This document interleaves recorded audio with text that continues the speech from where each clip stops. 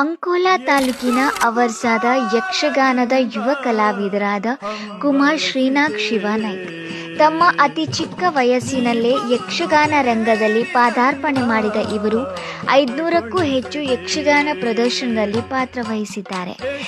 19ನೇ ವಯಸ್ಸಿನ ಈ ಚಿಕ್ಕ ಪೋರ ಮಾರನೆಕಟ್ಟೆ ಮೇಳದಲ್ಲಿ 198 ಪ್ರದರ್ಶನ ನೀಡಿ ಜನಮನ್ನಣೆ ಪಡೆದ ಹೆಗ್ಗಳಿಕೆ ಇವರದು.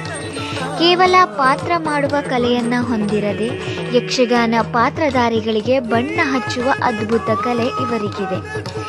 ಇಂತಹ ನಮ್ಮ ಊರಿನ ಹಳ್ಳಿ ಸೊಗಡಿನ ಅಪ್ಪಟ ಪುಟ್ಟ ಯಕ್ಷಗಾನ ಕಲಾವಿದರಾದ ಇವರಿಗೆ ದೇಶ ವಿದೇಶಗಳಲ್ಲಿ ತಮ್ಮ ಕಲೆಯನ್ನು ಪ್ರಸರಿಸುವ ದೊಡ್ಡ ವೇದಿಕೆಯ ಅವಕಾಶ ಸಿಗಲಿ.